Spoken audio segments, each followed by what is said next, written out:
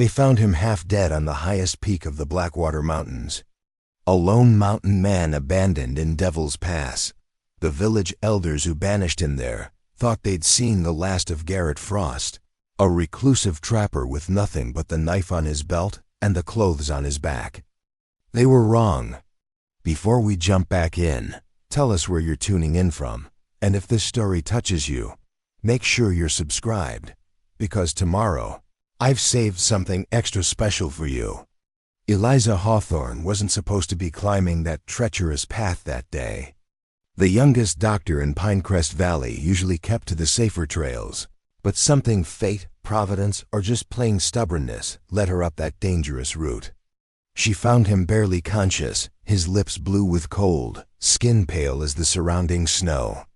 What she didn't know was that saving his life would change hers forever. Garrett Frost was no ordinary mountain man, and the people who tried to kill him weren't done yet. Could love bloom in the shadow of ancient superstition and fear? Eliza was about to find out. Garrett Frost's fingers had long since gone numb. The torn pages of his journal scattered around him on the rocky ground, his last attempt to start a fire rendered useless by the howling mountain wind. He'd been climbing for hours, maybe days' time had become a blur of steep cliffs and biting cold. "Keep moving," he whispered to himself, his voice barely audible over the winter gale. The antler-handled knife at his belt, his father's final gift, caught what little sunlight filtered through the clouds, a bitter reminder of everything he'd lost. First his father, taken by the same mountain fever that now supposedly infected him, and now this, betrayed by the very people who'd relied on his hunting skills and knowledge of the mountains. He should have seen it coming.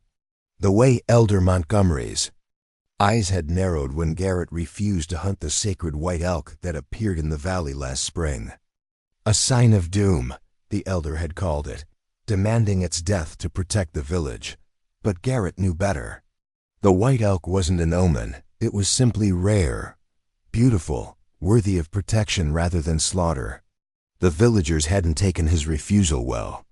They'd come in the night, dragged him from his small cabin at the edge of the forest, and forced him up the mountain path. "If you won't be reasonable," Elder Montgomery had said, "then you leave us no choice. We can't risk your fever spreading, contaminating our homes, our children." They'd forced him up for hours in the bitter cold, deep into Devil's Pass where no one would find him. They'd left him with nothing but the clothes on his back and his father's knife. "So you can remember your foolish pride," Montgomery had sneered. Garrett stumbled, catching himself against a snow-covered pine. His legs trembled with exhaustion, and the constant shivering had given way to an unsettling warmth. He knew enough about winter survival to recognize that was a bad sign. "Father," he whispered, touching the knife at his belt. "I'm sorry. I tried to protect what you taught me to cherish." The tears froze on his cheeks as he slid down against the tree trunk. The snow felt almost soft now, like the bearskin bed he'd crafted in happier times. Just a short rest, he told himself. Just a moment to catch his breath. But as his eyes drifted closed, a part of him knew that if he slept now, he'd never wake again. Maybe that wouldn't be so bad. Maybe his father was waiting for him somewhere warm and bright, somewhere without. The burden of being different, of seeing what others refused to see. Preparing and narrating this story took us a lot of time, so if you are enjoying it, subscribe to our channel. It means a lot to us. Now back to the story. The sound of footsteps crunching through snow penetrated his fading consciousness. A shadow fell across his face, blocking the weak winter sun. He tried to open his eyes, to call out, but his body wouldn't respond. The last thing he felt was warm hands touching his frozen face, and a soft voice calling words he couldn't understand. Then darkness took him, and Garrett Frost knew no more. Eliza Hawthorne didn't believe in signs or omens, but something had drawn her to the high path that morning. The medical supplies for her small clinic lay securely packed in her saddlebags, herbs and tinctures, collected from the lower valleys. She usually kept to the safe trails when gathering her medicines, But today her mare, Willow, had been restless, fighting the rains when she tried to take their usual route. "All right, girl," she'd muttered, letting the horse have her head. "Show me what's got you so worked up." Now kneeling in the snow beside an unconscious man, she understood Willow's urgency. He was barely breathing, his skin almost as white as the snow around him. Scattered papers caught her eye journal. Pages, the ink running from the moisture, speaking of isolation and betrayal. "Sir," she touched his cheek, feeling the dangerous coldness of his skin. "Can you hear me?" No response, but a faint pulse still fluttered in his throat, and his breath made tiny clouds in the frigid air. He wasn't gone yet. Eliza shrugged off her heavy wool coat, wrapping it around his much larger frame. A gleam of metal caught her eye, a knife with an antler handle tucked into his belt, a hunting knife. So he was a trapper or mountain man. But where was his gear? Why was he out here alone? "Hold on," she said, gathering him carefully in her arms, struggling with his weight. He was solid muscle beneath the coat, like a fallen oak. Willow stood steady as Eliza somehow managed to drape him over the saddle, securing him with ropes from her pack. The wind was picking up, carrying the promise of more snow. Eliza could see tracks leading away from where she'd found him, multiple sets of footprints. This was no accident. Someone had left him here to die. Her jaw tightened. In 3 years of doctoring in the valley, she'd seen her share of cruelty-broken bones from drunken fights, children neglected by parents who couldn't feed them, but leaving a man to freeze to death? That was a special kind of evil. Willow knew the way home, picking her path carefully through the deepening snow. Eliza walked alongside, one hand on the man's back, monitoring his shallow breathing. Her clinic was the closest shelter, a sturdy stone building at the edge of Pinecrest that had earned her more than a few comments about impropriety for a young unmarried woman. "Mrs. Winters," she called as they approached the clinic. Her elderly assistant appeared in the doorway, eyes widening at the sight of the unconscious man. "Get the fire stoked and boil water," Eliza ordered. "And fetch Mr. Porter from next door. We'll need help getting him inside." Mrs. Winters didn't waste time with questions, disappearing inside. By the time Eliza had untied the ropes holding the man to Willow's saddle, Mr. Porter was rushing toward them, his blacksmith's arms ready for the burden. "Lord above," he breathed, taking in the man's condition. "That's Garrett Frost. What happened to him? You know him?" Eliza asked as they carried him inside. "Everyone knows Frost. Best hunter in 3 valleys, but keeps to himself. Some say he's touched in the head, talks to animals and such." "Where'd you find him?" "In Devil's Pass alone, half frozen. Someone left him there on purpose." Porter's expression hardened. He'd been a friend to Eliza since she'd arrived, defending her when others questioned a woman doctor. He knew the valley's darker sides as well as she did. "Well, they didn't count on you finding him," he said firmly. "And I didn't help build this clinic for nothing. We'll see him right, Dr. Hawthorne." Eliza nodded, stepping into the warmth of her clinic. Through the window, she could see Willow, being led to the stable by Porter's son, disappearing into the swirling snow. The man's Garrett's journal pages crinkled in her pocket, and she made a mental note to read them later. Someone had tried to murder him, and her clinic had just been drawn into whatever dark business lay behind that attempt. But looking at his face, peaceful now in unconsciousness, she knew she'd made the right choice.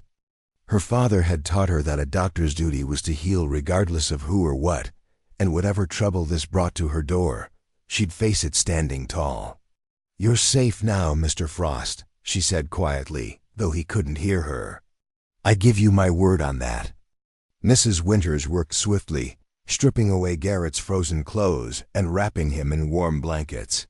The old woman had been a midwife before joining Eliza's practice, and her experienced hands moved with practiced efficiency. "He's carrying the mountain fever, they say, Mrs. Winters murmured as she worked. "That's why Montgomery and his lot fear him." "Mountain fever doesn't exist," Eliza replied sharply, preparing her medicines. "It's a superstition, not a disease. More likely he has pneumonia or exposure." She'd heard the whispers since arriving in Pinecrest Valley of a sickness that supposedly came from the mountains themselves, infecting those who spent too much time in the high places.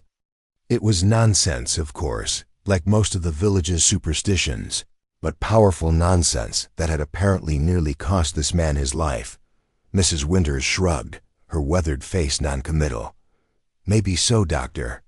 But what folks believe can be as dangerous as any real disease." Truer words were never spoken, Eliza thought as she examined Garrett's still form. His breathing was shallow but steady, his pulse weak but regular.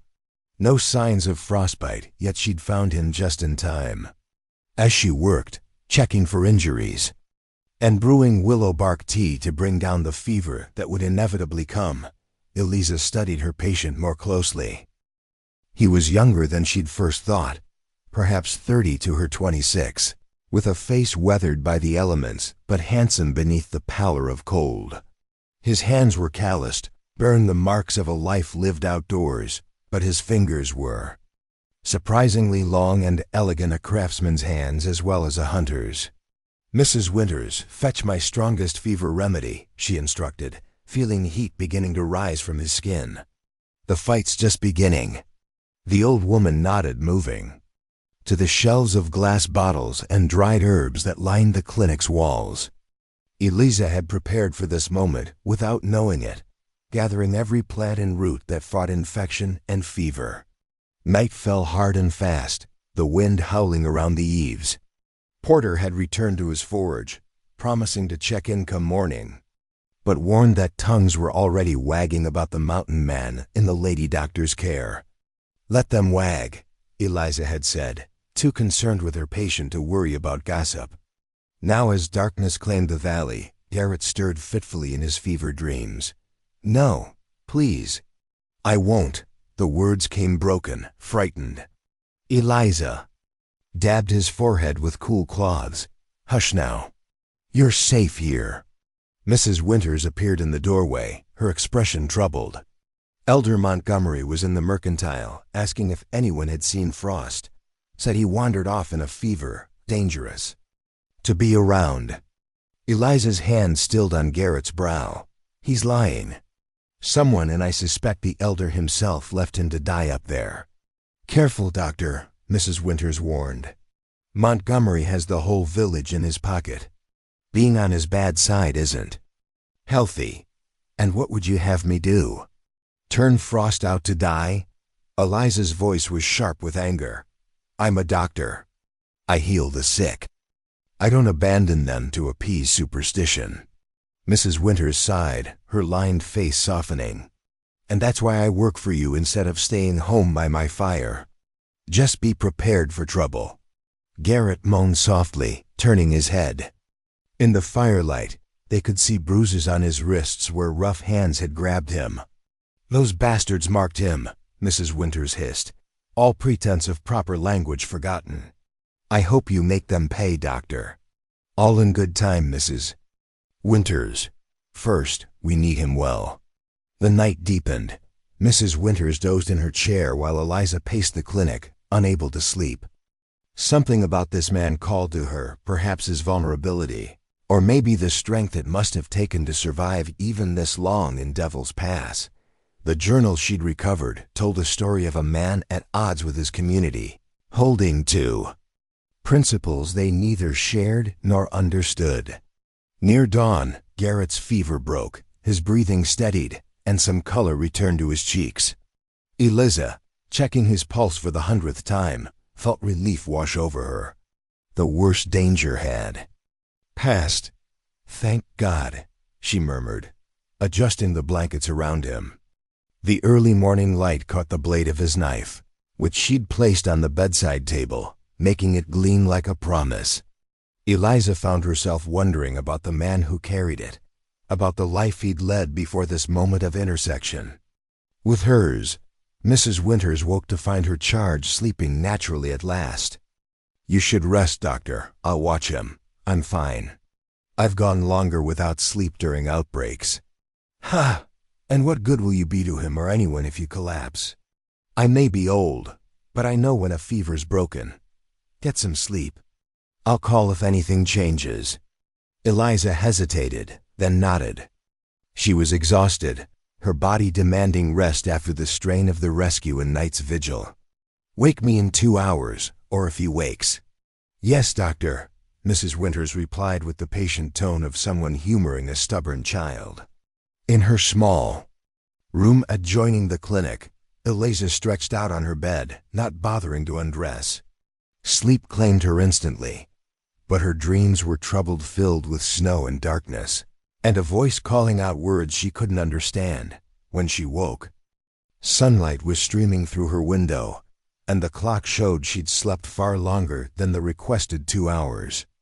Alarmed, she rushed into the clinic to find Mrs. Winters calmly knitting beside the bed where Garrett Frost sat propped up, pale but alert, a cup of broth in his steady hands. His eyes met hers, deep green as pine needles, and something passed between them, a recognition that transcended their brief acquaintance. "Dr. Hawthorne, I presume," he said, his voice rough but strong. "Your assistant tells me I owe you my life." Eliza approached slowly, professional assessment taking over. "How do you feel, Mr. Frost?" "Like I've been dragged up a mountain and left to die," he replied with a hint of dark humor. "Which, I'm told, is not far from the truth. You remember what happened?" His expression hardened, the momentary lightness gone. "Every moment. Elder Montgomery and his men made sure I was conscious for the entire journey. Wouldn't want me to miss my lesson in community values." Mrs. Winters made a sound of disgust. "That man's no better than a rattlesnake." Garrett's green eyes never left Eliza's face. "They said I was carrying the mountain fever, that I'd contaminate the village, that my unnatural ways were bringing doom upon everyone." "There's no such thing as mountain fever," Eliza said firmly. "I know that, you know that. But fear doesn't listen to reason, doctor." He set down the empty cup, his hand steady despite his ordeal. "Montgomery's been looking for an excuse to be rid of me since I refused to hunt the white elk.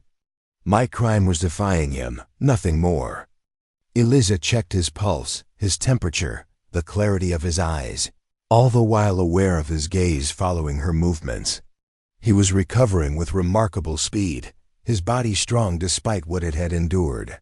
"You're welcome to stay here until you're fully recovered," she said at last. "Elder Montgomery and his kind don't come to my clinic without invitation." "I couldn't impose." "It's not an imposition," Mrs. Winters cut in. "This place has seen worse troublemakers than you." Garrett looked around the small, neat clinic with its shelves of medicines and clean linens. "You don't understand the risk when they discover I'm alive that you've helped me, Mr. Frost," Eliza interrupted, meeting his intense gaze. "I'm a woman doctor in a village that barely tolerates my presence. Risk and I are old acquaintances." He studied her for a long moment, as if seeing past the professional exterior to something deeper. "Why are you helping me?" Eliza thought of her father, who'd taught her medicine despite the neighbors' disapproval, who'd believed in healing regardless of who needed it. "Because it's right," she finally said, "and because no one deserves to be punished for choosing their own path." After a moment, Garrett nodded, a silent understanding passing between them. He would stay, at least for now, and they both knew. The decision had just changed everything. Garrett Frost's recovery progressed faster than Eliza had expected. By the third day, he was sitting up properly, propped against pillows Mrs. Winters had insisted on bringing from her own home, claiming the clinic's standard bedding wasn't fit for a man who'd faced death. The color had returned to his face, and with it, a quiet strength that drew Eliza's attention whenever she entered the room. "The bruising on your wrists is healing nicely," she observed one morning, gently applying the comfrey salve to the marks left by his captors. "Any pain elsewhere?" "Nothing worth mentioning," he replied, though she noticed how he winced when he thought she wasn't looking. "Stubborn, like most men who lived in the wilderness." They viewed pain as weakness and weakness as unforgivable. "I'm the doctor here, Mr. Frost. I decide what's worth mentioning." Her tone was stern, but her touch remained gentle as she examined his ribs, finding the deep bruising there. "They didn't just drag you up the mountain, did they?" His eyes met hers, green as spring leaves. "Does it matter?" "I'm alive, thanks to you. It matters if there are internal injuries I haven't treated." She pressed carefully along his side, watching his face. "And it matters because someday, those responsible will answer for what they did." A ghost of a smile touched his lips. "You sound very certain of that, Doctor." "I am." She finished her examination and straightened. "2 broken ribs, but they're aligned properly. They'll heal if you rest and don't exert yourself. Rest has never come easily to me. Then consider it medicine, prescribed by your physician." Mrs. Winters brought in a tray with breakfast porridge, sweetened with honey, fresh bread, and mint tea. She set it beside Garrett with a maternal fussiness that made Eliza smile. The older woman had taken to their patient with surprising speed. "Eat every bite," she instructed. "Can't heal without proper nourishment." When she'd gone, Garrett looked at the tray with something like wonder. "She reminds me of my mother. Same no-nonsense manner. Where is your mother now?"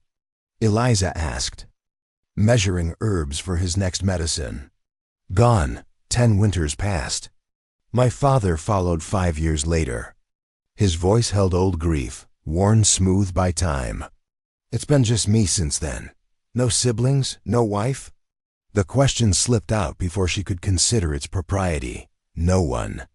He broke the bread, steam rising from its center. "The mountain doesn't encourage attachments."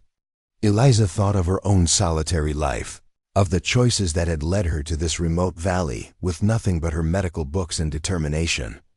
Neither does medicine, it seems. Their eyes met again, a silent recognition passing between them, 2 souls who had chosen difficult paths, who understood the price of walking alone. The moment broke as shouts erupted outside the clinic. Eliza moved quickly to the window, peering through the frost-edged glass. A group of men had gathered in the street, Elder Montgomery at their center, his tall figure unmistakable even at a distance. "Trouble," she murmured. Garrett was already reaching for his knife, his movements betraying his lingering weakness. "They've come for me." "They've come," Eliza corrected, "but they won't take you. This is my clinic, and in here, I make the rules." She straightened her apron, checked that her hair was neatly pinned, and moved toward the door with the confidence she'd cultivated through years of facing down skeptics and doubters. "Stay here," she instructed Garrett. "And trust me. Before we jump back in, tell us where you're tuning in from, and if this story touches you, make sure you're subscribed, because tomorrow I've saved something extra special for you." Montgomery's face was flushed with self-righteous anger as Eliza stepped onto the clinic's porch, closing the door firmly behind her. 5 men flanked him, including the blacksmith's rival, Silas Thornton, whose forge produced inferior work, but who attended every church meeting without fail. "Dr. Hawthorne," Montgomery's voice dripped with false civility, "we've come about a matter of public safety." "Have you been injured, Elder?" Eliza's tone was professionally detached. "Or perhaps one of your companions needs medical attention." Montgomery's eyes narrowed at her deliberate misunderstanding. "You know why we're here. The mountain man Frost. He's dangerous, carrying contagion. For the safety of Pinecrest." "I have no contagious patients in my care," Eliza interrupted, her voice carrying to the small crowd that had begun to gather. "I would know, being the only trained physician in 3 valleys." "Woman, you overstep," Thornton growled. "The elder speaks of the mountain fever. Frost has been touched by it." Eliza's chin lifted. "Mountain fever is a superstition, Mr. Thornton, not a medical condition. I've examined every medical text from here to Boston, and no such disease exists." "You deny our ways?" Montgomery's voice rose. Our ancestors have known of this sickness since they first settled this valley. Your ancestors also believed bleeding cured consumption and that night air caused disease. Medical knowledge advances, Elder. Superstition doesn't. A murmur ran through the gathered crowd. Eliza recognized faces among them, mothers whose children she'd treated, men whose broken bones she'd set. Not everyone in Pinecrest shared Montgomery's rigid beliefs. The man is ill, Montgomery insisted. We left him to recover in solitude, as is our way. You left him to die, Eliza replied, her voice hard as granite. In freezing temperatures, without supplies or shelter. That's not treatment, it's murder. The word hung in the air like a gunshot. Montgomery's face darkened. Be careful, Doctor. Your position here is not as secure as you might believe.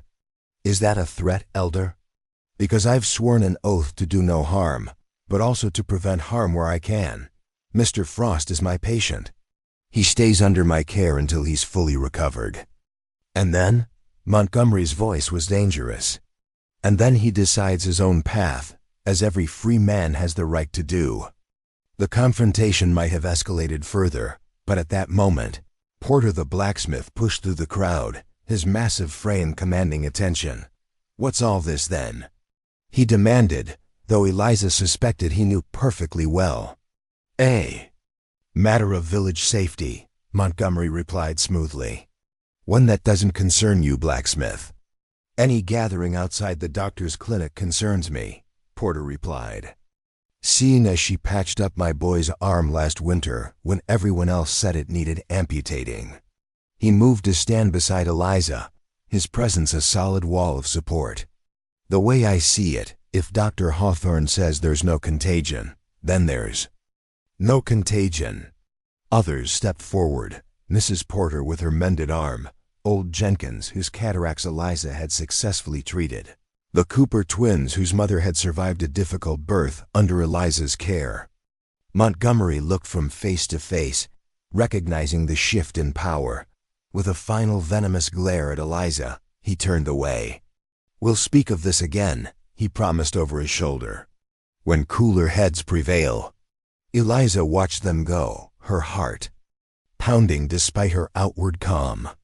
The villagers dispersed slowly, some nodding respectfully to her as they passed. Porter remained until the street was clear. He won't give up, the blacksmith warned. Montgomery's not a man who accepts defiance. Neither am I, Eliza replied, the tension slowly leaving her shoulders. Thank you for your support. Porter shrugged his massive shoulders. You saved my boy's arm. Way I figure it, I owe you more than just standing up to that old buzzard. After he'd gone, Eliza returned to the clinic to find Garrett standing by the window, his knife still in hand, watching as the last villagers disappeared down the street. Mrs. Winters fussed nearby, clearly having tried and failed to make him rest. That was unwise, he said without preamble. You've made yourself a target now. I was already a target, Eliza replied, taking the knife gently from his hand and guiding him back to bed. A woman practicing medicine is never truly welcome. Mr. Frost, I've known that since I began my training. Garrett, he said suddenly, if you're going to risk your safety for me, you might as well use my given name. Preparing and narrating this story took us a lot of time, so if you are enjoying it, subscribe to our channel. It means a lot to us. Now back to the story. Eliza studied him for a moment, noting the stubborn set of his jaw, the intensity in his eyes. Very well, Garrett. And I'm Eliza to my friends, few as they may be. Are we friends then, Eliza? There was something in his voice that made her pulse quicken. We're about to find out, she replied, resuming her professional demeanor. Now back to bed, doctor's orders. That night, unable to sleep, Eliza read Garrett's journal by candlelight. The pages she'd recovered from the snow told a story of a man deeply connected to the mountains, who understood the delicate balance of nature in ways the villagers never could. He wrote of tracking deer through spring meadows, of watching eagle Chicks learn to fly, of sitting silent for hours as a fox family played near their den. But beneath these observations ran a current of isolation, of a man apart from his community, holding to principles they neither valued nor understood. The white elk appeared in several entries, a magnificent creature Garrett had tracked but never hunted, observing its habits with something like reverence. The elders claim it's an omen of disaster, he'd written. I see only rare beauty, to be protected rather than destroyed. Father would have understood. Eliza closed the journal, troubled by its contents yet moved by the sensitivity behind the words. Garrett Frost was far from the savage Montgomery painted him to be. He was educated, thoughtful, a man who chose solitude not out of misanthropy, but because the alternative required compromising beliefs too precious to surrender. She thought of her own journey to Pinecrest, the opportunity she'd declined in Boston to bring medicine to this remote place. Her professors had called it wasteful.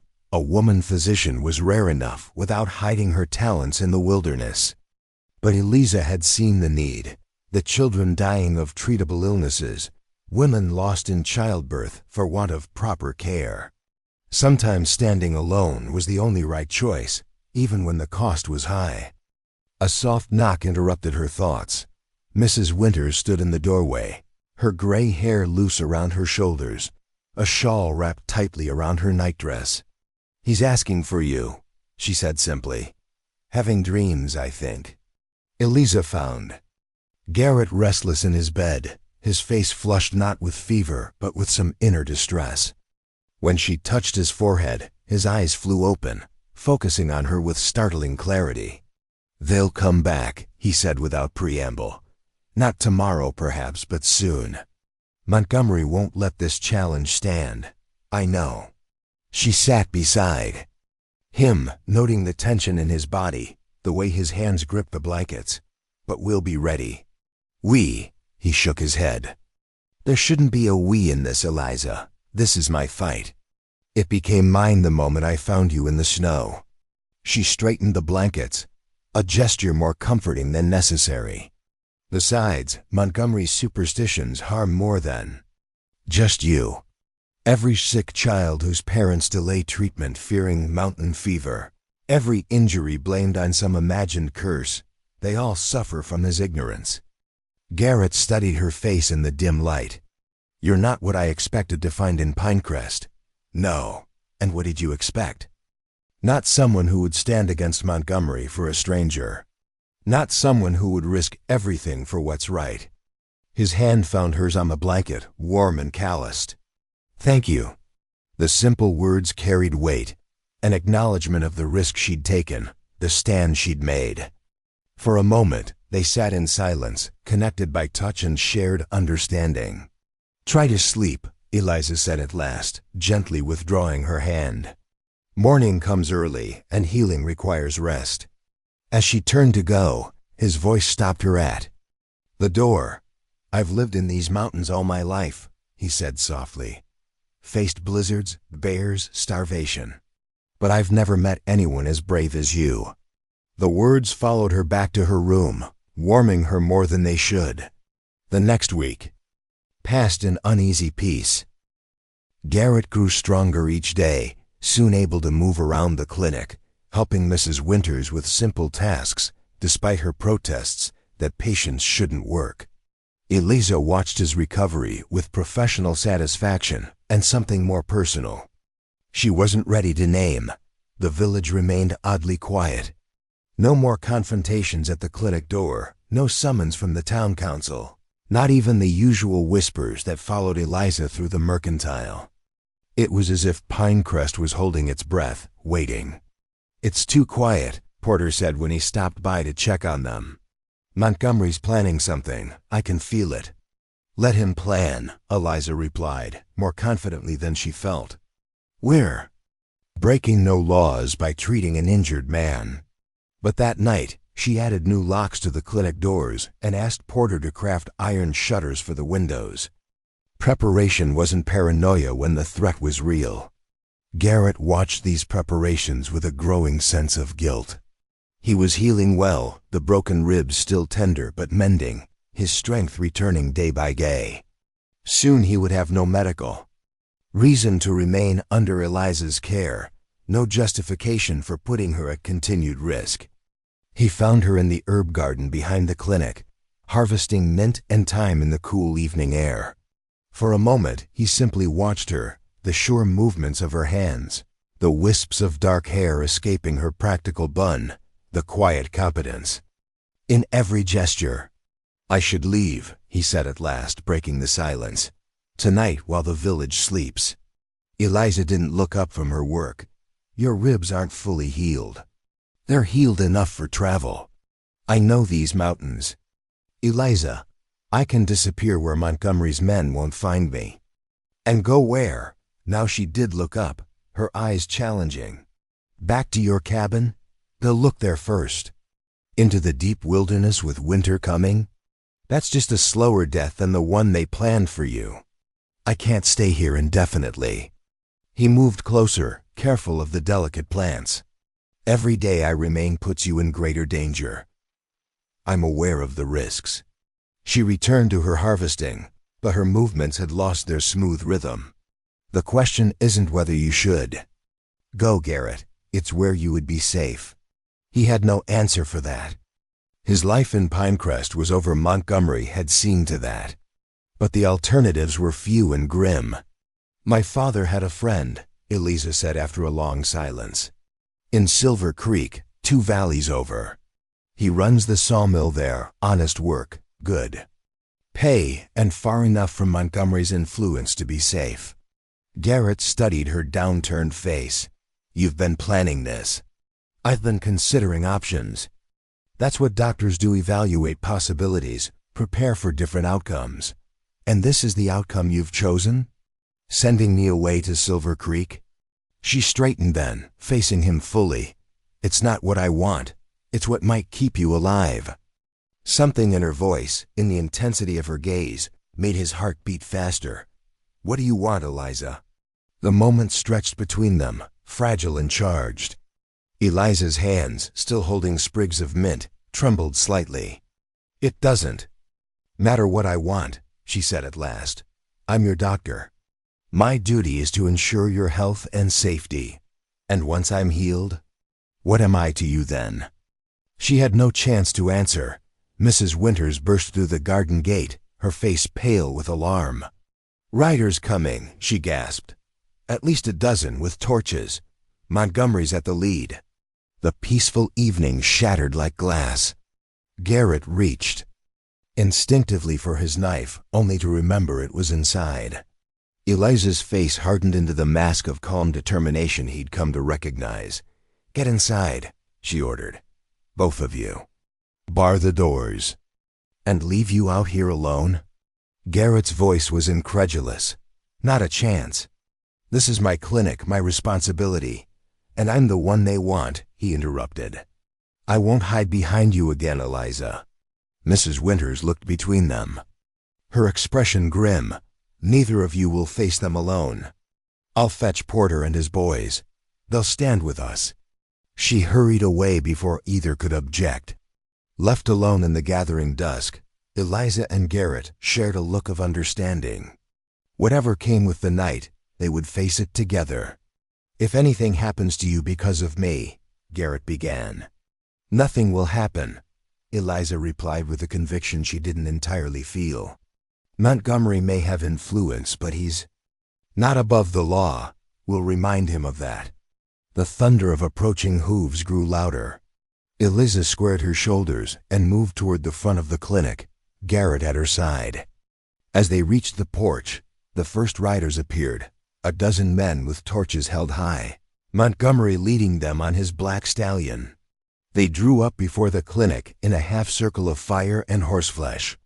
Montgomery's face was terrible in the torchlight, all pretense of civility gone. "Frost!" he shouted. "Your time of reckoning has come." Garrett stepped forward, one hand still pressed protectively to his healing ribs. "I'm here, Elder. No need to wake the whole village." Montgomery's eyes burned with zealous certainty. "The village needs to witness justice." You've defied our ways, brought the mountain's curse upon us, and now you hide behind a woman's skirts." "He hides behind nothing," Eliza said, her voice carrying clearly in the night. "He stands on his own 2 feet, as does every person of courage and principle." A murmur ran through the gathered men. Not all faces showed Montgomery's fanatical conviction. Some looked uncertain, even afraid. "Courage?" Montgomery spat. "You call it courage to defy traditions that have kept this valley safe for generations? To protect creatures meant for harvest? To spread corrupt ideas among our youth?" "I call it courage to think for oneself," Garrett replied steadily. "To question practices that cause harm. To stand for what's right, even when standing alone." Montgomery's face darkened further. "Enough, men, take him. The council has decided. He goes back to the mountain, this time with proper ceremony to cleanse the village of his taint." The riders hesitated, looking to each other for reassurance. Eliza stepped forward, placing herself between them and Garrett. "Anyone who attempts to take my patient by force will answer to the law," she declared. "Kidnapping and attempted murder are hanging offenses in this territory." "The law?" Montgomery laughed harshly. "I am the law in Pinecrest, Doctor. You'd do well to remember that." "Are you indeed?" The new voice came from the darkness beyond. The torchlight. A figure on horseback emerged, tall, official, wearing the unmistakable badge of a federal marshal. Behind him rode Porter and his sons, along with several other villagers Eliza recognized as patients she'd treated. "Marshal Harrington," Montgomery's voice faltered slightly. "This is a village matter. Attempted murder is a federal matter." The marshal corrected, dismounting with fluid grace. "As is conspiracy, intimidation, and interfering with a medical practitioner." He nodded respectfully to Eliza. "Dr. Hawthorne, your message reached me in good time." Eliza returned the nod, feeling Garrett's questioning gaze upon her. Later, she would explain the letter she'd sent the day after finding him, the precautions she'd taken knowing Montgomery would not surrender easily. "These men were about to abduct my patient," she informed the marshal. "For the second time. The first nearly killed him." Marshal Harrington surveyed the gathered riders, his hand resting casually on his holstered pistol. "Is that so? Well, gentlemen, I suggest you reconsider. Frontier justice has its place, but this isn't it." Montgomery's face contorted with rage. "You don't understand. The mountain fever is a superstition," the marshal finished for him. "Yes, Dr. Hawthorne explained that in her letter, along with several other concerning practices in Pinecrest that merit investigation." He turned to address the riders directly. "Go home. Think carefully about where your loyalties lie with a man who would have you commit murder, or with the law and common decency." One by one, the riders turned away, extinguishing their torches as they departed. Montgomery remained, his face a mask of hatred. "This isn't over," he promised, his eyes fixed on Garrett. "The mountains themselves will punish your defiance." "Then I'll face that judgment when it comes," Garrett replied calmly. "From the mountains, not from men." Montgomery wheeled his horse around and galloped away, leaving silence in his wake. Marshal Harrington watched him go with a thoughtful expression. "That one will bear watching," he observed. "Zealots don't surrender their power easily." Eliza felt the tension drain from her body, leaving exhaustion in its wake. "Thank you for coming, Marshal." "Thank Porter here for knowing the fastest routes," Harrington replied. "I'd still be a day's ride away without his guidance." He tipped his hat to them both. "I'll be staying in Pinecrest for a few days, investigating these accusations properly. Expect me to call tomorrow for formal statements." After the marshal and the others had gone, Eliza and Garrett were left alone on the porch, the night quiet around them. "You sent for a marshal," Garrett said softly, "the first day." "I'm a planner," Eliza replied, suddenly unable to meet his eyes. "It seemed prudent. It saved my life again." He touched her arm gently, turning her to face him. You keep doing that.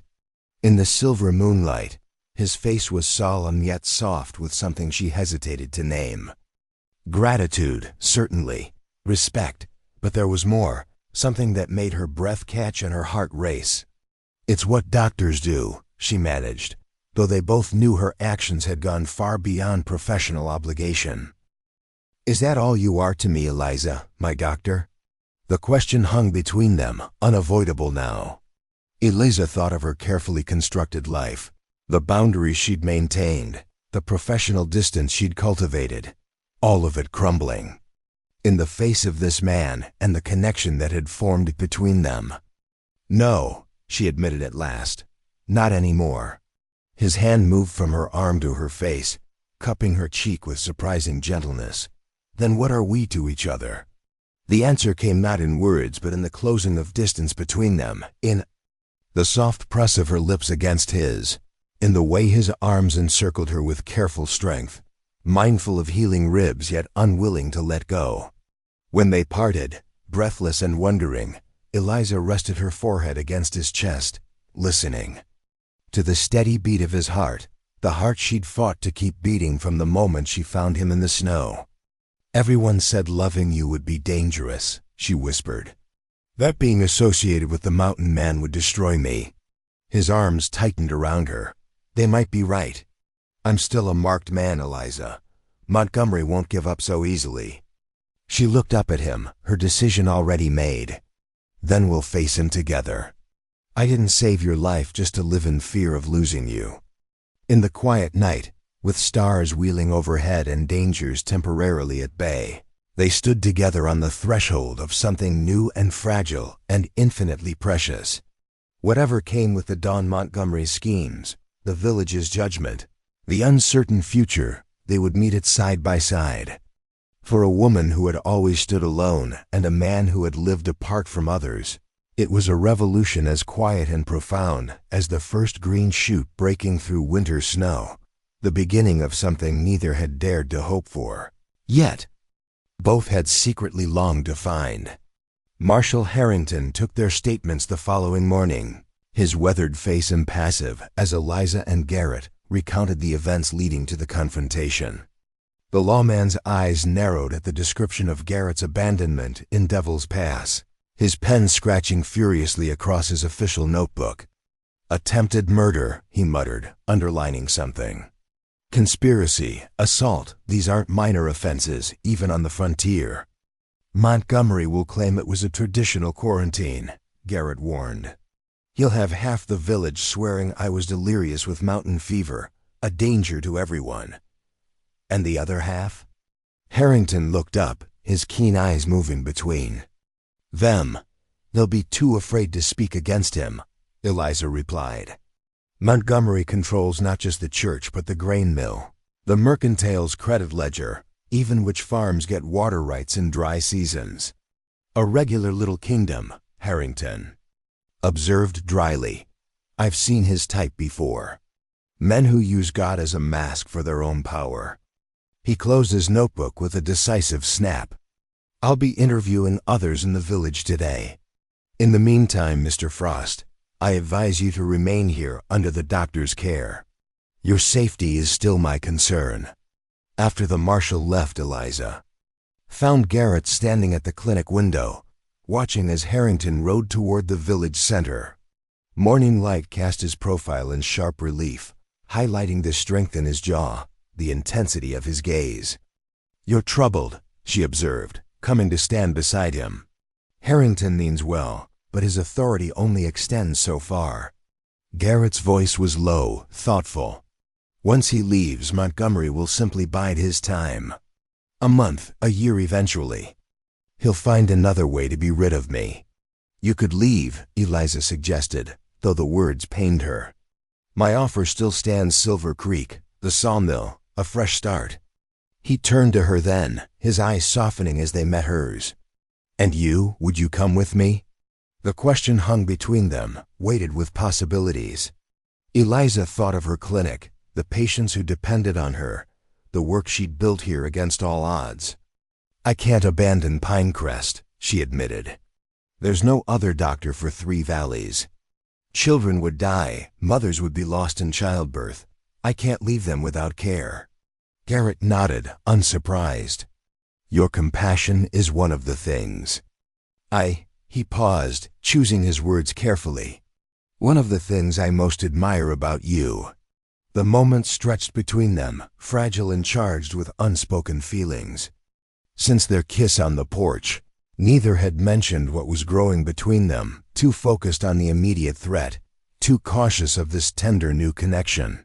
Then we face this together, Garrett decided. We find a way to break Montgomery's hold on Pinecrest, not just for my sake but for everyone he controls through fear. How? He's entrenched in every aspect of village life. People have followed him for decades. Garrett's expression turned thoughtful. By offering an alternative. My father used to say that darkness can't be fought directly, you can only dispel it by bringing light. Before Eliza could ask what he meant, Mrs. Winters bustled in, carrying a basket covered with a checkered cloth. Porter's wife sent fresh bread, she announced. And news Montgomery's called a special service tonight. Says he needs to cleanse the spiritual contamination spreading through Pinecrest. Eliza and Garrett exchanged concerned glances. He's rallying his supporters, Garrett murmured. Not everyone's answering his call, Mrs. Winters continued, setting down the basket. The Coopers, the Millers, even old Jenkins, they've all said they won't attend. First time in memory anyone's defied the elders' summons. A small victory. Perhaps, but significant, the first cracks in Montgomery's facade of absolute authority. We need to offer those people something, Garrett said, his eyes alight with purpose. Not just resistance to Montgomery, but a positive vision of what Pinecrest could be without his influence. Eliza studied him, seeing not just the injured man she'd rescued, but a leader with the vision to challenge the old order. What are you thinking? A gathering, he replied. Not a church service, but a community meeting. Tonight, while Montgomery preaches fear to his faithful, we offer hope to those brave enough to seek it. The idea took shape rapidly. Porter offered his smithy as a meeting place neutral ground, large enough for a gathering, and symbolically significant as a place of creation rather than judgment. Mrs. Winters and Mrs. Porter spread word quietly among trusted villagers, while Eliza prepared to speak about the scientific truths behind Montgomery's superstitions. As dusk approached, Eliza found Garrett sitting on the clinic's back step, whittling a small piece of wood with his hunting knife. The repetitive motion seemed to soothe him, his hands moving with practiced precision. What are you making? She asked, settling beside him.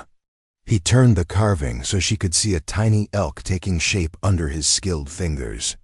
A reminder of why we're doing this. Not just for ourselves, but for everything that deserves protection.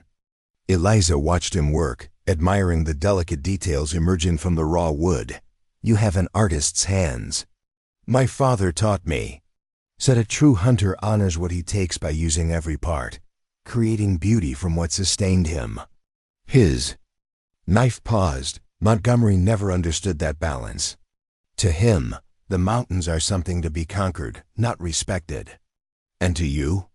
Garrett's eyes lifted to the distant peaks, still visible in the fading light. Their home.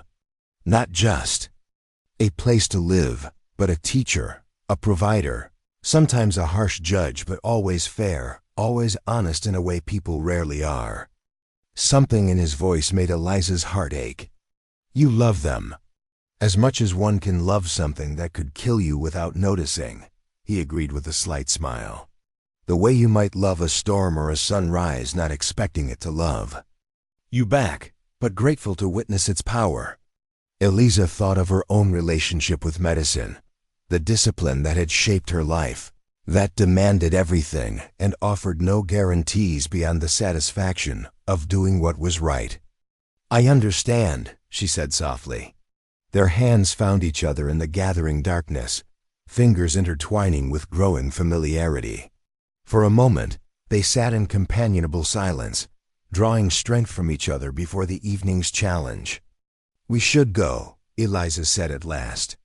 They'll be gathering soon. Garrett nodded, carefully tucking the half-finished carving into his pocket. Whatever happens tonight, Eliza, thank you. For saving my life, yes, but more for showing me there are still things worth fighting for beyond the mountains. Before we jump back in, tell us where you're tuning in from. And if this story touches you, make sure you're subscribed, because tomorrow, I've saved something extra special for you. Porter's smithy glowed with lantern light, the forge banked but still radiating warmth through the large open space. Benches and chairs had been arranged in a rough circle, filled now with villagers whose faces showed equal parts hope and apprehension. Eliza counted at least 20 adults, far more than she had dared to hope for. Marshal Harrington stood near the door, not participating but observing, his presence both a protection and a validation. He nodded to Eliza and Garrett as they entered, his expression neutral but his eyes alert. More than expected, he murmured as they passed. Montgomery's losing his grip. Garrett moved to the center of the circle, his tall figure commanding attention without effort. The villagers fell silent, watching him with curious eyes. Many had only seen the mountain man from a distance, knew him only through Montgomery's dire warnings and village gossip. "Thank you for coming," he began, his deep voice carrying easily in the quiet space. "For taking a risk to be here when it would have been easier to follow the familiar path." He looked around the circle, making eye contact with each person. "I've lived in these mountains all my life, as did my father before me. I've watched Pinecrest change under Elder Montgomery's leadership, seen fear replace faith, control replace community, isolation replace understanding." A murmur of agreement rippled through the gathering. Encouraged, Garrett continued, "The so-called mountain fever that Montgomery fears isn't a disease of the body. It's a disease of the mind, the fear that there might be ways of living, of thinking, beyond what he permits." Eliza stepped forward, adding her voice to his. "As a physician, I can tell you there is no medical basis for this superstition. What Montgomery calls contamination is simply different ideas, different beliefs, different ways of relating to the land we all share." An older woman, Mrs. Cooper, whose twins Eliza had delivered, spoke up hesitantly. "The elder says the white elk you protected brings doom to the valley, that your refusal to hunt it cursed us all." "The white elk is rare, not cursed," Garrett replied gently. "Its unusual coloring makes it easy prey for predators, which is why so few survive to adulthood. I didn't hunt it because such rarity deserves protection, not destruction. Like the last drops of water in a drought," offered Jenkins, the old trapper, "too precious to waste." "Exactly," Garrett smiled at the apt comparison. "Montgomery sees threats where I see wonders, dangers where I see opportunities to learn and grow." Porter spoke next, his blacksmith's voice rumbling with conviction. "I've known Montgomery 40 years. Watched him use God's name to break those who question him. My own brother was driven out for suggesting we needed a school here." He looked around the circle. "How many of your children can read more than their Bible verses? How many know what lies beyond these mountains?" The question struck home. Parents exchanged troubled glances, acknowledging the limited future their children faced under Montgomery's isolationist policies. "What exactly are you proposing?" asked Miller, the tanner. "Montgomery controls everything from the church to the grain mill. We can't simply wish him away." "No," Garrett agreed. "But we can build something new alongside the old. A community based on knowledge rather than fear, on cooperation rather than control." As the night deepened, ideas flowed freely, a school where children could learn reading and mathematics as well as practical skills. A cooperative approach to farming that would make everyone less dependent on Montgomery's water rights. Regular gatherings where knowledge could be shared openly without fear of judgment. Eliza watched Garrett in wonder as he guided the conversation, drawing out each person's thoughts, weaving them into a cohesive vision. This was a side of him she hadn't Seen before, not just a solitary survivor, but a natural leader, respectful of others, yet uncompromising in his principles. "This all sounds well and good," said Thornton's wife, surprising everyone by her presence. "But Montgomery won't simply stand by while we create this. Alternative, he'll fight back, and he fights dirty." Marshal Harrington stepped forward. Then, his badge catching the lantern light. "That's where the law comes in, ma'am. I've spent the day gathering statements about Elder Montgomery's more questionable activities. Price fixing at the mill, manipulation of water rights, suspicious accidents befalling those who oppose him." His expression was grim, enough to warrant a formal investigation by territorial authorities. A shocked silence fell over the gathering. Even those who had privately questioned Montgomery had never expected outside intervention. "It won't be quick," Harrington cautioned. "Men like Montgomery have friends in high places. But it's a start, and it means he'll be watched closely from now on." Preparing and narrating this story took us a lot of time, so if you are enjoying it, subscribe to our channel. It means a lot to us. Now back to the story. As the meeting concluded, villagers lingered, speaking in excited whispers, exchanging ideas and contact information. Something had changed tonight. A community long fractured by fear was finding its collective voice. Garrett found Eliza by the cooling forge, her face flushed with excitement and firelight. "You were magnificent," she told him. "I had no idea you could speak like that, could bring people together that way. I surprised myself," he admitted. "I've spent so long avoiding people, I'd forgotten how to connect with them." His hand found hers in the shadows. "You're changing me, Eliza Hawthorne." "As you're changing Pinecrest," she replied softly, giving people permission to hope again. Their moment of connection was interrupted by Marshal Harrington approaching, his expression troubled. "Words reached me that Montgomery's service took an ugly turn," he said quietly. "Lots of talk about cleansing the village of contamination, driving out those who harbor evil. I'm concerned things could escalate quickly." "We should get back to the clinic," Eliza said, immediately thinking of her vulnerable patient. "Mrs. Winters is there alone." They left quickly, thanking Porter for the use of his smithy. Outside, the night had turned cold, stars brilliant in the clear mountain air. Garrett insisted on walking beside Eliza rather than riding double on the marshal's horse, despite his still healing ribs. "I've been inactive too long," he explained. "Need to build my strength back." The clinic was dark when they arrived, no welcoming lamp in the window, as Eliza had expected. Alarm prickled along her spine as she hurried to the door, finding it unlocked and slightly ajar. "Mrs. Winters?" she called, pushing inside. "Mrs. Winters, are you here?" No answer came. The clinic was empty, the bed where Garrett had recovered neatly made, the hearth cold. "Something's wrong," Garrett said, instinctively reaching for his knife. She would never leave the door unlocked. Harrington drew his pistol, moving efficiently through the small building, checking each room. "No signs of struggle," he reported. But this was on the table. He handed Eliza a folded paper, sealed with a blob of red wax impressed with Montgomery's distinctive signet ring. Her hands trembled slightly as she broke the seal and read the flowing script. "The contamination must be purged at its source." She read aloud. "Those who protect evil share in its judgment. Midnight at Devil's Pass will decide all." She looked up, face pale in the dim light. "He's taken Mrs. Winters." "Hostage or bait," Garrett growled, anger flashing in his eyes. "He knows we'll come for her." "Of course we will." Eliza was already gathering her medical bag, filling it with supplies they might need. "Devil's Pass at midnight, that's less than 2 hours from now. It's a trap," Harrington warned. "He's expecting you to rush in." "We should gather men from tonight's meeting, approach with caution." "There's no time," Eliza insisted.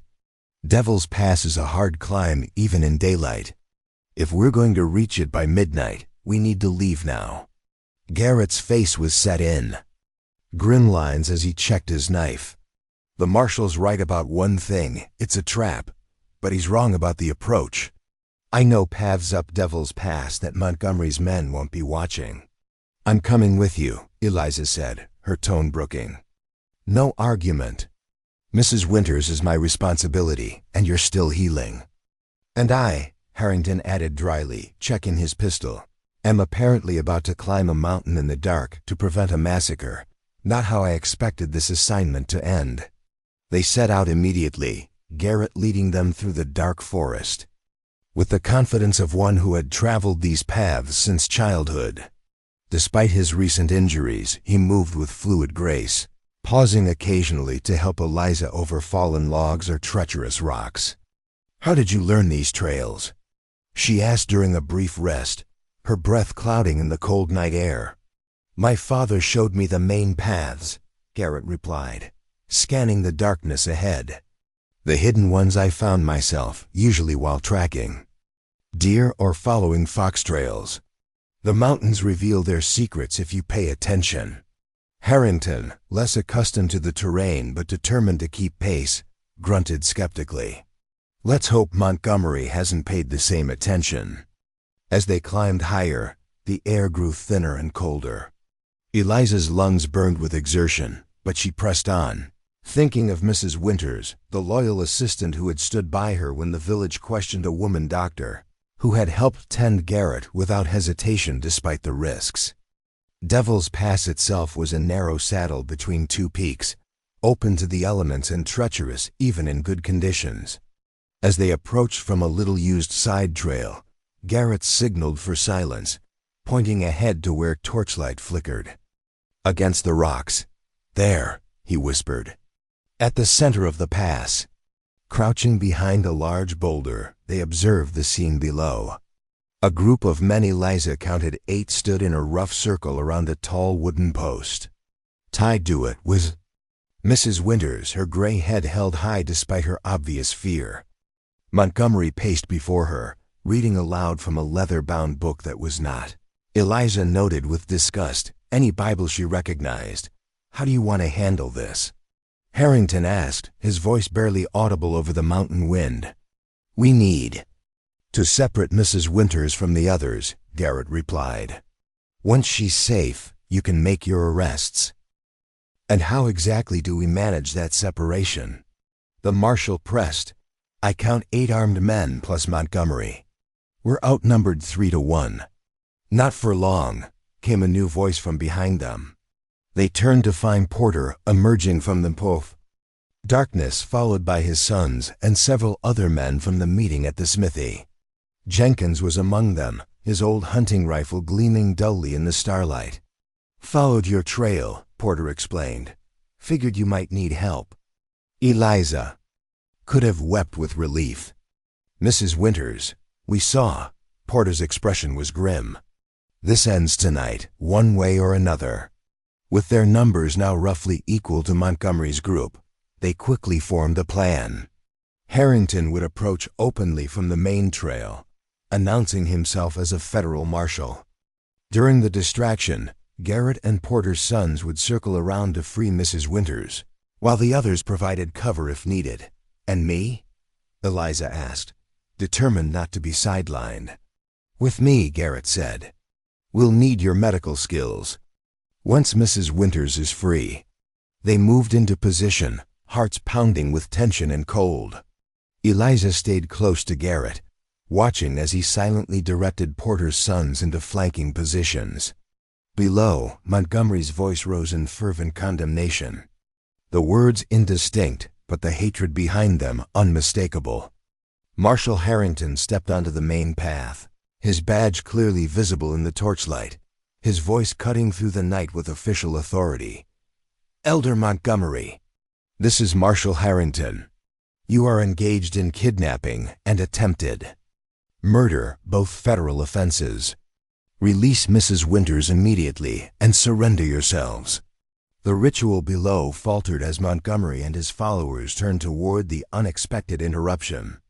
In that moment of confusion, Garrett signaled to Porter's sons, who darted forward through the shadows toward the wooden post. But Montgomery recovered quickly, raising his hand to point accusingly at the marshal. "The contamination spreads. See how evil attracts evil. Defend yourselves, faithful ones."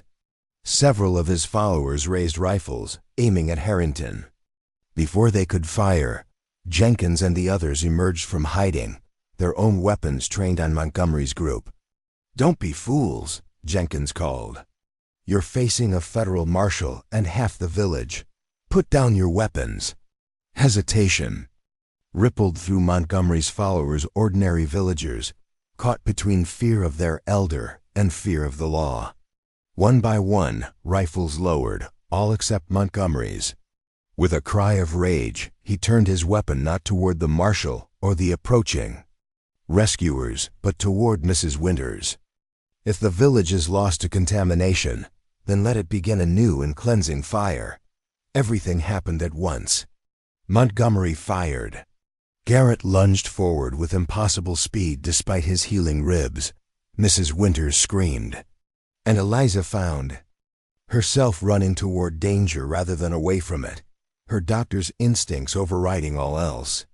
Garrett reached Mrs. Winters just as Montgomery fired, throwing himself between the bullet and its intended victim. He grunted with pain as the shot found him, staggering but somehow remaining upright, using his knife to cut Mrs. Winters free, even as blood darkened his shirt. Montgomery, seeing his plan failing, turned his rifle toward Garrett again, only to find his weapon knocked aside by Marshal Harrington's well-aimed shot. "It's over, Elder," the marshal said, advancing with his smoking pistol still raised. "Drop your weapon, or the next one won't miss." But Montgomery, his face contorted with zealous madness, would not surrender. "The mountains will judge us all," he cried, and before anyone could stop him, he turned and ran not toward the trail, but toward the sheer cliff edge of Devil's Pass. "Stop!" Harrington shouted, but it was too late.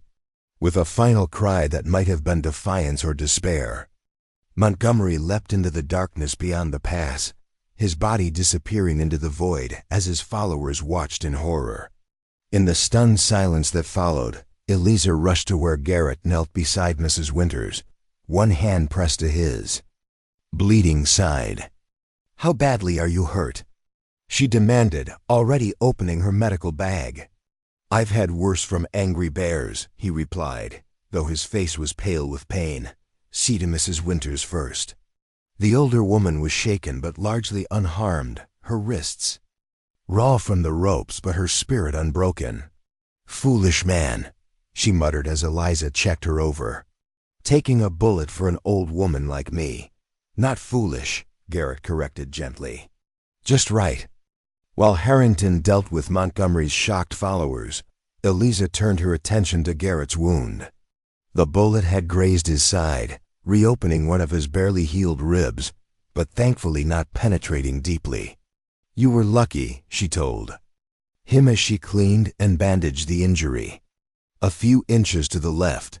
"But it wasn't," he interrupted, his green eyes holding hers steadily.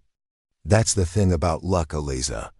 It only matters which side it falls on, not how close the call was." Porter and his sons created a makeshift stretcher to carry Garrett back down the mountain, despite his protests that he could walk. As they prepared to depart, Harrington approached, his face solemn in the fading torchlight.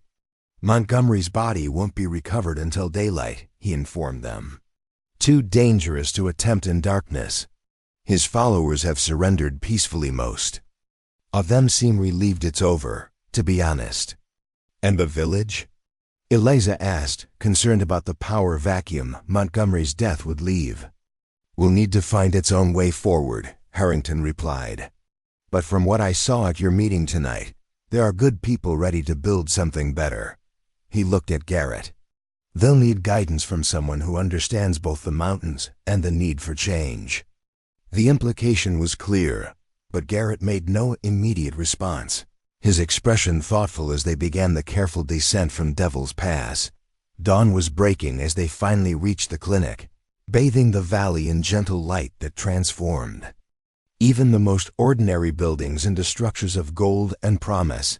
Mrs. Winters was promptly installed in Eliza's own bed despite her protests, while Garrett was returned to the patient bed he'd so recently vacated. "Back where we started," he observed wryly as Eliza checked his bandages again.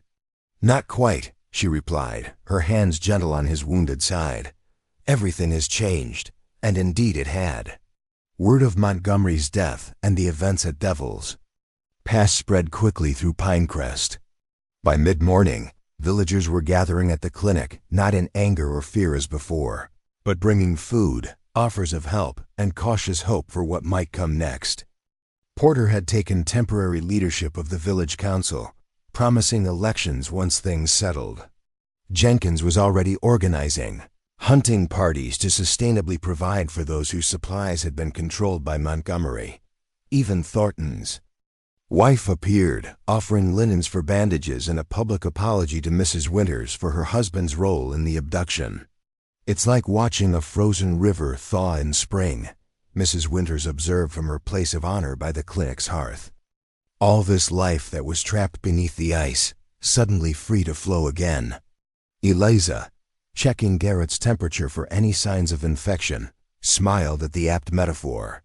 "Communities are like bodies," she replied. "Remove what's poisoning them, and their natural inclination is to heal." "And what about you, doctor?" Mrs. Winters asked shrewdly. "What's your inclination now that the immediate crisis has passed?" Eliza glanced at Garrett, who was sleeping peacefully, his face relaxed in a way she'd never seen before. "I'm still figuring that out," she admitted. But as the day progressed and Garrett's condition remained stable, the question grew more insistent. In her mind, the clinic was her life's work, her purpose. Pinecrest needed her more than ever as it rebuilt itself. Yet when she looked at Garrett, she felt a pull toward something she'd never anticipated, a connection that transcended professional duty or even friendship. That evening, as the clinic finally quieted and Mrs. Winters dozed by the fire, Eliza found Garrett awake, looking out the window at the mountains silhouetted against the sunset. "Missing them already?" she asked, sitting beside his bed. "Always," he admitted, "but seeing them differently now." He turned to face her, his eyes clear and direct. "Harrington was right, you know. Pinecrest will need someone who understands both the old ways and the new possibilities. Are you considering staying then? Not returning to your cabin in the wilderness? I'm considering a middle path." His hand found hers, warm and strong despite his injury. A foot in both worlds, the mountains and the village. Building something that honors what's valuable in each. Hope flickered in Eliza's chest, tentative yet bright. "And where would I fit in this middle path of yours?" Garrett's fingers tightened around hers. "Wherever you choose, Eliza. At the center if you want. Beside me as my partner in all things." His voice softened. "As my wife, if you could love a mountain man whose ways will never fully match the village's." The offer stole her breath, not with surprise, for she had felt them moving toward this, but with the simple rightness of it. This man who had nearly died in the snow, who had risked everything to protect what he believed in, who had shown her that standing for truth need not mean standing alone. "Everyone said loving you would kill you," she whispered, echoing the warnings that had followed them from the beginning. "That your contamination would destroy us both." His smile was gentle, his eyes full of a future she was just beginning to glimpse. "And what do you say?" Eliza leaned forward, pressing her lips to his in a kiss that tasted of medicine and mountain air, of healing and wild freedom, of two paths converging into one. "I say," she murmured against his mouth, "that if love kills you, then die happy in my arms, but I suspect it will do quite the opposite." And as the first stars appeared above the mountains that had nearly claimed his life, Garrett pulled her closer, his heart beating strong and steady beneath her hand, his voice a promise in the gathering darkness. Not death then, but life fuller and richer than either of us could find alone. Outside the clinic window, Pinecrest was changing, awakening, finding its way toward a future built on understanding rather than fear. And inside, a doctor who had always stood apart and a mountain man who had lived in solitude discovered that sometimes the bravest journey isn't up a treacherous pass or across a hostile frontier, but into the unknown territory of the heart, where the greatest adventures and the truest healing begin. Spring came to Pinecrest Valley like a revelation. Snow retreated up the mountainsides, leaving behind meadows dotted with wildflowers and streams swollen with clear, cold meltwater. The village itself bloomed with new purpose as winter's grip loosened buildings repaired, gardens planted, the first foundations laid for the schoolhouse that had been Porter's dream for years. Eliza watched the transformation from the doorway of her clinic, a cup of steaming tea warming her hands in the crisp morning air. 3 months had passed since the night on Devil's Pass, since Montgomery's leap into darkness and the village's subsequent awakening. 3 months of healing, not just for Garrett's wounded body, but for Pinecrest's wounded spirit. "Beautiful morning," said Mrs. Winters, joining her on the porch. The older woman had recovered fully from her ordeal, her resilience a constant source of inspiration to Eliza. "Saw the first columbines blooming by the creek today. Garrett's favorite," Eliza noted with a smile. "He says they're the mountain's way of celebrating survival. Speaking of your mountain man, when's he due back?" Eliza's eyes drifted to the trail leading up into the higher elevations. "Today or tomorrow.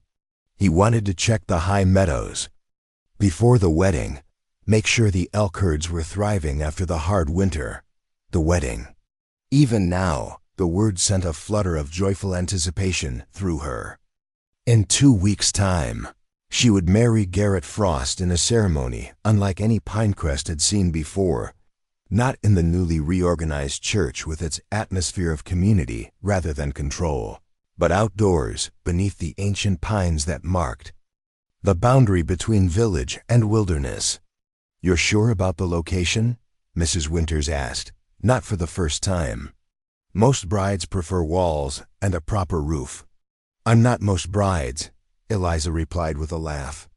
"And Garrett is certainly not most grooms. It feels right to start our life together in a place that honors both our worlds." "Well, it'll certainly be memorable," Mrs. Winters conceded. "Porter's building some kind of arbor thing for you to stand under. Been working on it in secret for weeks." Eliza's heart warmed at the mention. Since Montgomery's death, the village had embraced Garrett in ways she could never have imagined, not as the feared mountain man, but as a valued leader, someone whose knowledge of the land complemented their practical skills. The wedding had become not just a personal celebration, but a community symbol, a visible joining of old ways and new beginnings. A rider appeared on the trail from town, approaching at a brisk trot. Eliza recognized Marshal Harrington's straight-backed posture even before she could make out his features. He had remained in Pinecrest far longer than his original assignment required, overseeing the transition away from Montgomery's rule and ensuring no further violence erupted. "Ladies," he greeted them, dismounting with his usual efficiency. "Fine." "Morning, Marshal," Eliza nodded. "What brings you to the clinic? Not injured, I hope." "Not at all." He removed his hat, suddenly looking uncharacteristically hesitant. "I've come with news and to say my goodbyes. I've been recalled to the territorial capital." "So soon?" Mrs. Winters asked, genuine regret in her voice. The marshal had become a familiar, reassuring presence in Pinecrest. 3 months is longer than any assignment should last, he replied. And Pinecrest is stable now, finding its own path. His weathered face softened slightly. "You've done good work here, all of you. Will you stay for the wedding at least?" Eliza asked. "Garrett would want to thank you properly." Harrington shook his head. "Duty calls. But I've left something for you both, with Porter a wedding gift of sorts." He replaced his hat, his official manner returning. "Speaking of your intended, I passed him on the trail about an hour back. He was headed toward the old cabin first, said he needed to collect something." After the marshal had gone, continuing on his journey to the territorial capital. Eliza found herself drawn toward Garrett's old cabin. It lay a mile beyond the village boundaries, a sturdy structure of logs and stone that had been his solitary home for years before Montgomery's men had dragged him away that fateful night. Since their engagement, they had agreed to build a new home, not in the village proper, but not so isolated either.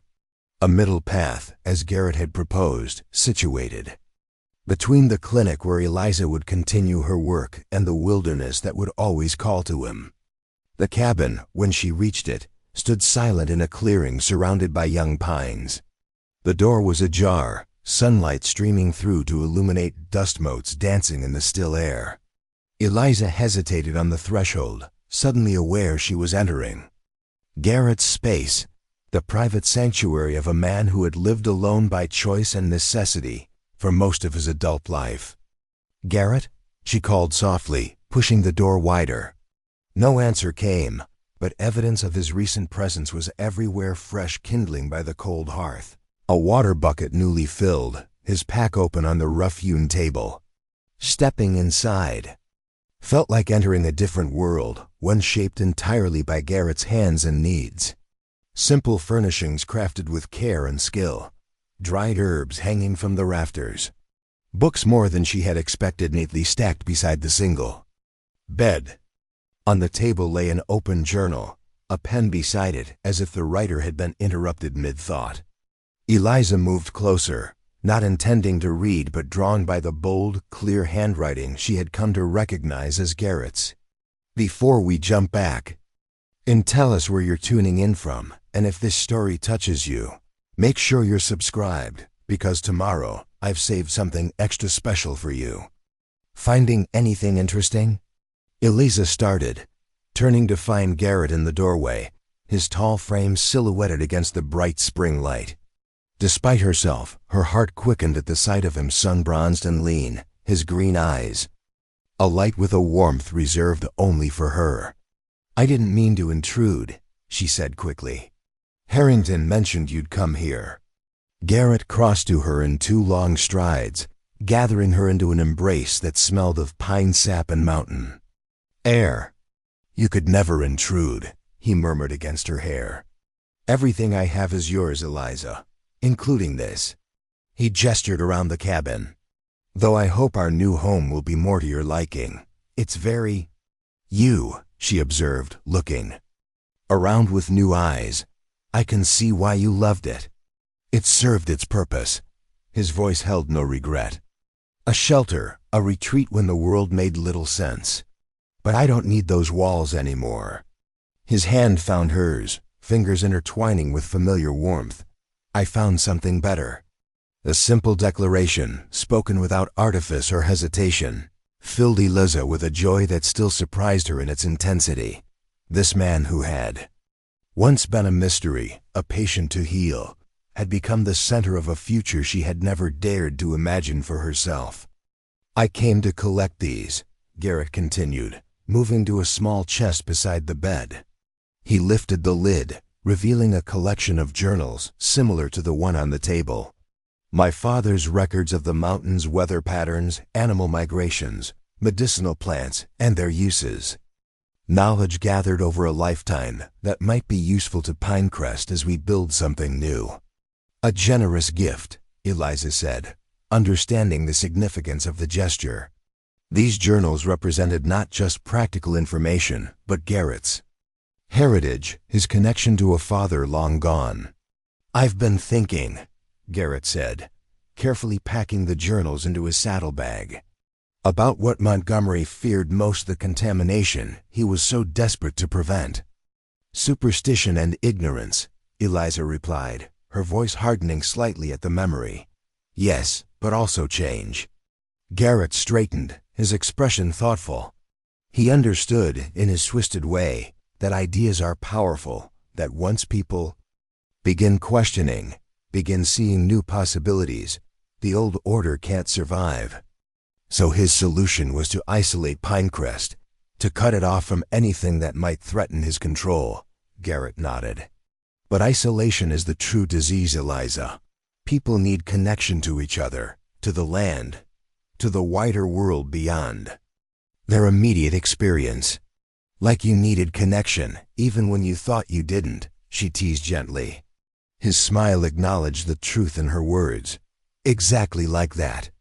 I was as isolated in my way as Montgomery was in his, just for different reasons and with different justifications.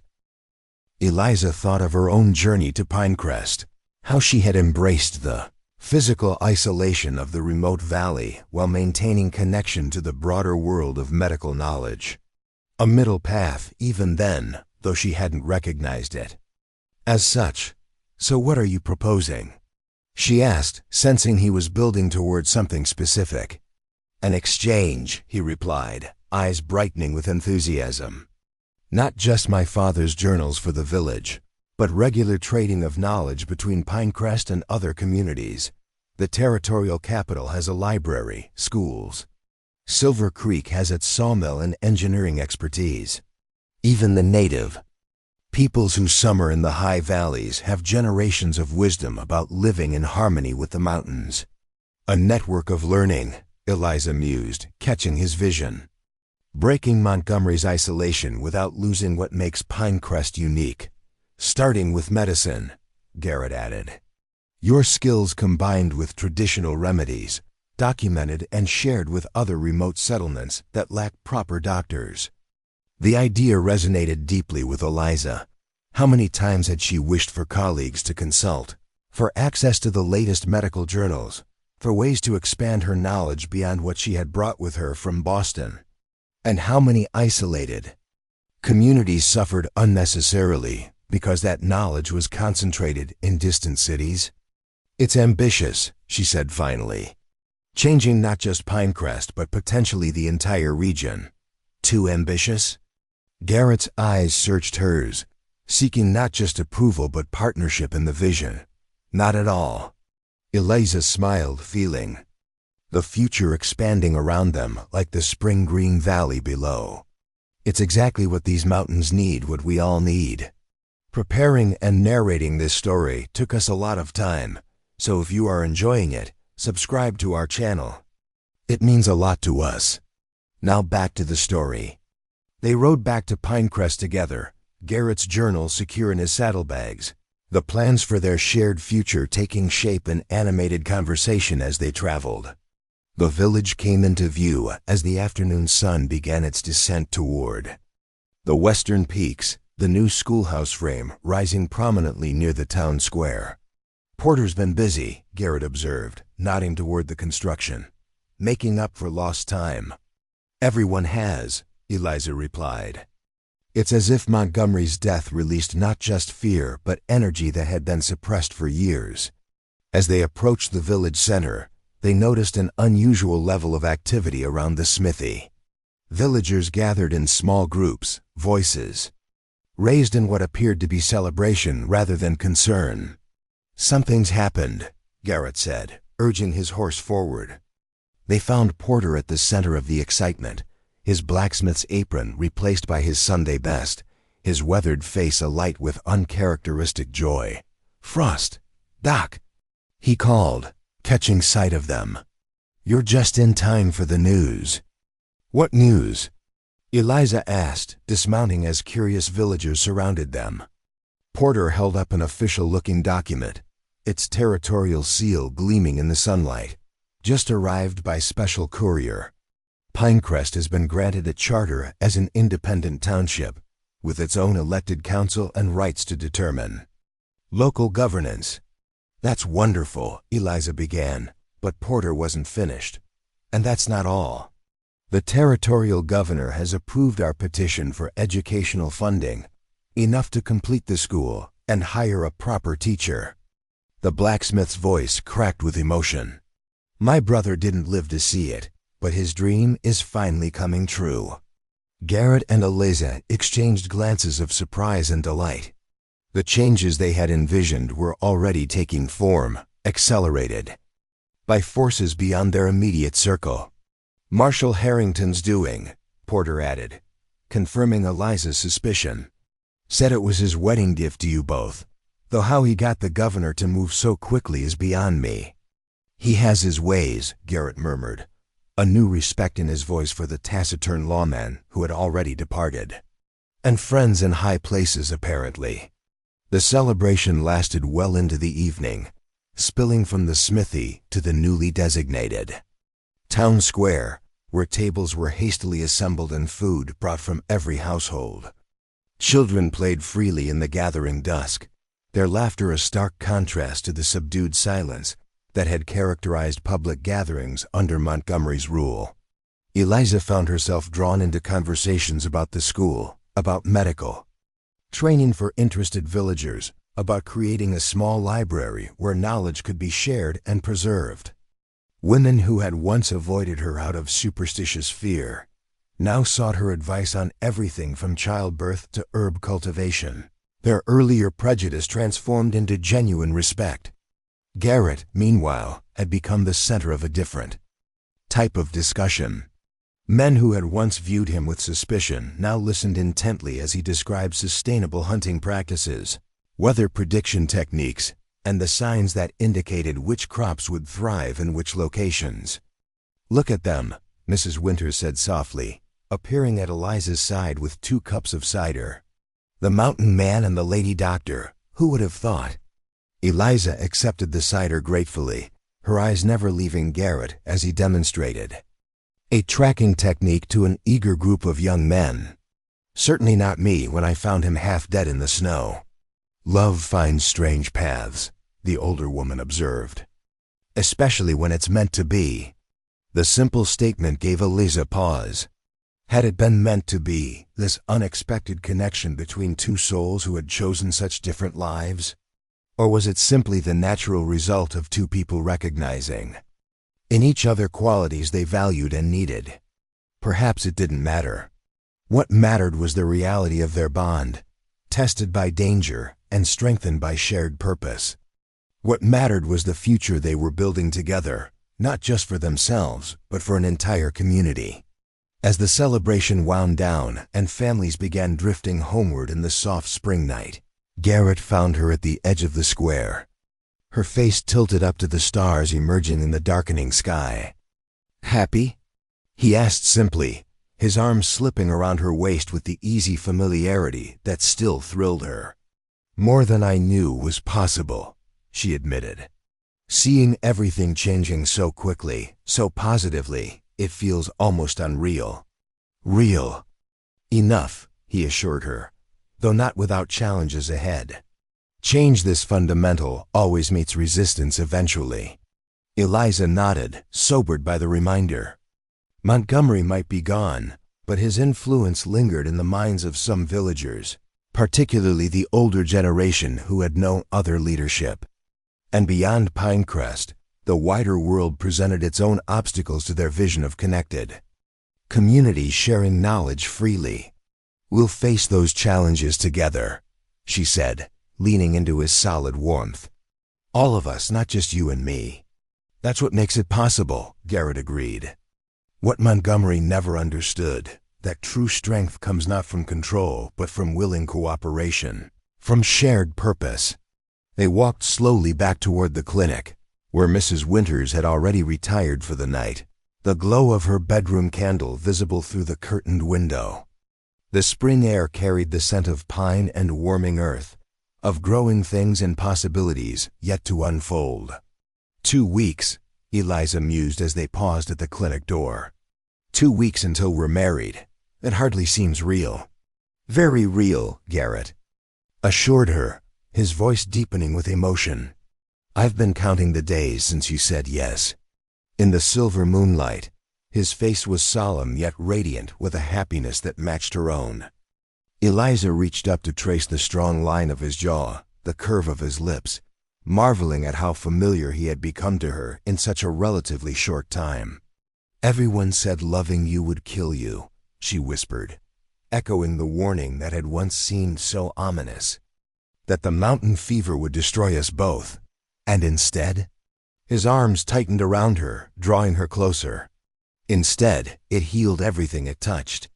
She rose on tiptoe to press her lips to his, sealing the truth of her words with a kiss that promised forever. The wedding day dawned clear and perfect, the mountains sharp against a sky of impossible blue. Eliza woke early, excitement chasing away the last vestiges of sleep as sunlight streamed through her bedroom window. Mrs. Winters arrived shortly after, arms laden with the wedding dress that had become a community project, a simple gown of creamy linen embroidered with mountain wildflowers by the skilled hands of Pinecrest's women. Even Thornton's wife had contributed, her delicate stitching creating columbines along the hem in honor of Garrett's favorite bloom. "It's beautiful," Eliza breathed, touching the embroidery with reverent fingers. "I never expected." "Everyone wanted to contribute," Mrs. Winters explained, her eyes suspiciously bright, "to show their support for what you and Garrett represent." The morning passed in a blur of preparation. Village women arrived in small groups, bringing flowers. For her hair, a special tea to calm wedding nerves, small gifts and larger wisdom about marriage and partnership. Eliza, who had spent most of her adult life apart from female companionship, found herself unexpectedly moved by this circle of support. "It's time," Mrs. Winters announced at last, adjusting the simple crown of columbines and wild roses adorning Eliza's dark hair. Everyone's gathered at the Pines. Porter himself came to escort her, dressed in his finest clothes, his massive blacksmith's hands surprisingly gentle as he offered his arm. "Garrett asked me to stand in for your father," he explained gruffly. "Hope that's acceptable." Eliza, too full of emotion for words, simply nodded and took his arm. The path to the ancient pines had been transformed. Flower petals scattered the ground, creating a natural carpet that led to the clearing where Pinecrest met wilderness. As they approached, Eliza could hear Music Jenkins playing his fiddle, the sweet notes carrying on the spring breeze. And then she saw it, the arbor Porter had crafted in secret. It stood beneath the largest pine, a graceful arch of wrought iron interwoven with fresh greenery and wildflowers. Beneath it waited Garrett, tall and solemn in new clothes that somehow retained the essence of the mountain man she had fallen in love with. Around the clearing stood the entire village, faces bright with anticipation and genuine joy. Even Marshal Harrington was there, having returned just for this occasion, standing somewhat apart but unmistakably present and supportive. As Porter led her toward the arbor, toward Garrett, Eliza felt a profound sense of rightness settle over her. This moment, this union, was more than a personal commitment. It was a symbol of healing for a community long divided, a bridge between worlds that had been artificially separated. Garrett's eyes never left her face as she approached, his expression one of wonder and devotion that made her heart swell. When Porter placed her hand in his, the connection between them felt like coming home after a long journey. The ceremony itself was simple, combining elements of traditional marriage vows with touches that reflected their unique journey. They exchanged rings crafted by Porter from a blend of silver and iron, beautiful yet practical, like the life they intended to build together. "I found you half frozen in the snow," Eliza said as part of her vows, her voice carrying clearly to the assembled villagers. "A stranger who needed healing. I didn't know then that in saving you, I was saving myself from isolation, from limitation, from a life half-lived." "I was lost before you found me," Garrett replied, his deep voice steady despite the emotion evident in his eyes. "Not just in the snow, but in my soul. You showed me that standing for what's right doesn't mean standing alone. That connection makes us stronger, not weaker." As they sealed their vows with a kiss, a cheer rose from the gathered community, not just approval but celebration of what their union represented for Pinecrest's future. The celebration that followed lasted until stars appeared in the deepening blue of evening. Tables laden with food and drink were set beneath the pines, music and dancing replacing the somber gatherings of Montgomery's era. Children played freely among the adults, their laughter a promise of the generation that would grow up without fear, with access to knowledge and opportunity their parents had been denied.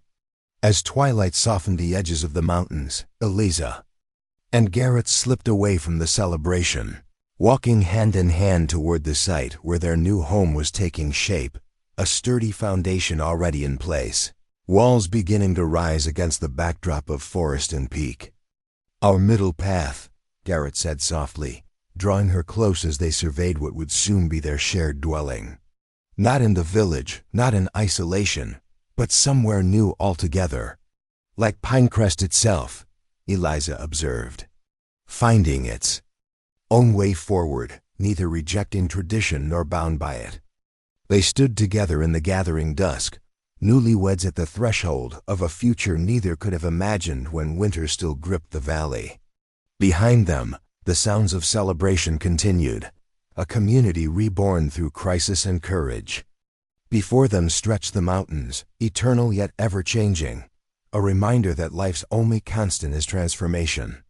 "Everyone said loving you would kill you," Eliza whispered, leaning into the strength of her husband's embrace. "But they were wrong. Love was the cure, not the disease."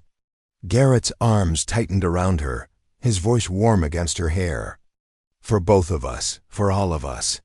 As night fell fully over Pinecrest Valley, stars blazing in the clear mountain sky, they turned back toward the celebration, toward the community that had become family, toward the future they would build together. A doctor who had found her true calling, and a mountain man who had discovered that the greatest wilderness to explore was the human heart, where courage and compassion could transform not just two lives, but an entire world.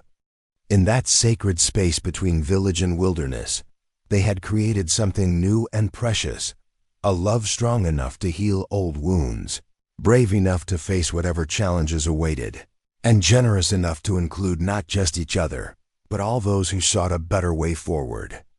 And as they rejoined the celebration, moving together among friends and neighbors whose faces shone with hope and possibility, Eliza knew with absolute certainty that the warning had indeed been backward all along. It wasn't love that killed it. It was love that saved, that transformed, that created life where only existence had been before. Up next, you've got two more standout stories right on your screen. If this one hit the mark, you won't want to pass these up. Just click and check them out, and don't forget to subscribe and turn on the notification bell so you don't miss any upload from us.